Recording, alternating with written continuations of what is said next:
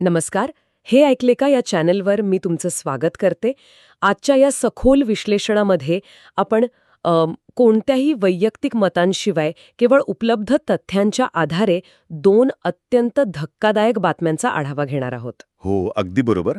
आणि आजचा आपला मुख्य उद्देश हाच आहे की म्हणजे डिजिटल अरेस्ट आणि आध्यात्मिक फसवणूक यांसारख्या गुन्ह्यांचं जे भयानक वास्तव आहे ना, ते आपल्याला समजून घ्यायचंय. हो ना, म्हणजे बघा, आपण तुरुंग म्हटलं की आपल्या डोळ्यांसमोर विटांच्या किंवा लोखंडी गजांच्या जाडजूड भिंती येतात.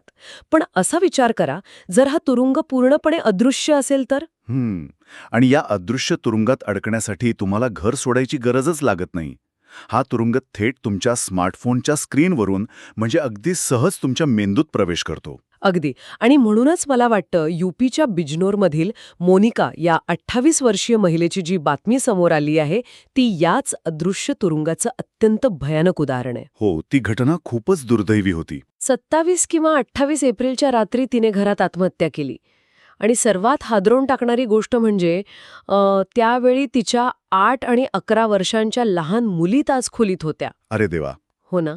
म्हणजे एखाद्या आईला इतकं टोकाचं पाऊल उचलायला भाग पाडणारी ही भीती नेमकी कशी निर्माण केली जाते? याच गोष्टीला आपण तंत्रज्ञानाच्या भाषेत डिजिटल अरेस्ट म्हणतो.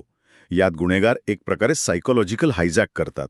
म्हणजे बघा, माणसाच्या विचार करण्याच्या क्षमतेवर ते पूर्ण ताबा मिळवतात. अच्छा, म्हणजे ते थेट मानसिक हल्ला करतात तर? हो, मोनिकाच्या बाबतीत हे गुन्हेगार स्वतःला क्राईम ब्रांचचे अधिकारी सांगत होते. ते सतत व्हिडिओ कॉल्स करून खोटे पोलीस गणवेश आणि बनावट ओळखपत्रे दाखवून तिच्यावर खूप दबाव आणत होते. बापरे. म्हणजे ते तिला तिच्या कुटुंबापासून पूर्णपणे वेगळे करून एका मानसिक कोंडीत पकडत होते. एखाद्याला सतत तू गुन्ह्यात अडकला आहेस असं सांगून त्याची तर्कशक्तीच बंद पाडली जाते ना, अंतोतंत. आणि ही टोळी इतकी निर्ढावलेली होती की मोनिकाच्या अंत्यसंस्कारादरम्यानही तिच्या फोनवर त्यांच्या धमक्यांचे कॉल्स येतच होते. काय सांगताय? अंत्यसंस्कार सुरू असताना? हो, एका नातेवाईकाने तो फोन उचलला आणि मोनिकाचा मृत्यू झाल्याचे सांगितले. तरीही समोरून तो तोथया पोलीस अधिकारी धमक्या देतच होता. अरे रे. हे केवळ पैशांसाठी केलेलं ब्लॅकमेलिंग नाहीये.